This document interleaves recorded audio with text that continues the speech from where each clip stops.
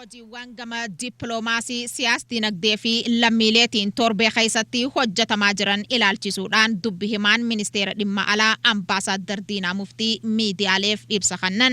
Itoophiyaan biyyattii keessatti nagaan akka bu'uuf hojii hojjechaa jirtu ilaalchisuudhaan dippiloomaatotaa fi ambaasaadarota teessoo isaanii Itoophiyaa taasifataniif ministeerri muummee itti aanaa fi ministeerri dhimma alaa obbo Dammaqa Mokonnon ibsa kennuu kan kaasan ambaasaadar Diinaan tajaajilli deeggarsaa gara Tigraay akka galuus haalli mijataan uumamuu kaasanii jiran. Itoophiyaan nageenya biyya keessatti tasgabbiin akka dhufu wanta barbaachisu hundi akka godhaa jirtu ibsanii jiran jechuudha. As biras dabarsanii mooyyuu lammiiwwan Itoophiyaa Ameerikaa jiraniif community Ameerikaattis haala jiru ibsanii jiran jechuudha. Lammiiwwan Itoophiyaa ala jiran fa'aa Itoophiyaa irratti biyyoonni tokko warri tokko uumuudhaaf ammaan kana yaalan kana akka bira dabartu akka gargaaran.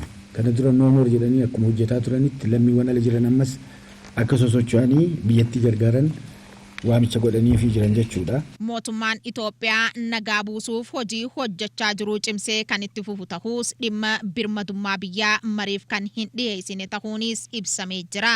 Hidha haaromsa Itoophiyaa ilaalchisuunis ambaasaadarota biyyoota garagaraatiif ibsi kennamuus ambaasaadar Diinaan kaasanii jiran. Fakkeenyaaf Suudaanii kibbaa dippiloomaatoota haarawaa Suudaan keessatti jiraniif hidhaan laga Abbayyaa faayidaa inni buusuuf warra gadaanuu akka hidhaan kun hin miine hidhaan kun warra hunda akka fayyadu ibsanii jiran jechuudha. Israa'el irraa tuutti tokko hospitaalota biyya kanatti gargaaruudhaaf dhufanii jiranii ammaan kana Affaarii fi Amaaraa keessa deddeemanii laalaa jiran jechuudha. Gabaasni Amnesty International fi Human Rights Watch Itoophiyaa ilaalchisuun baasan qaama tokkoof kan looge ta'uus mootummaan dubbii kana dhiheenyatti xinxaluuf fedha qabaachuus kaasanii jiran. Gama biraatiin ammoo mootummaan Kooriyaa Itoophiyaa akka deeggaruu fi imbaasiin Itoophiyaa Hinditti argamuu carraa investimentii Itoophiyaan qabdu beeksisuunis ka'ee jira.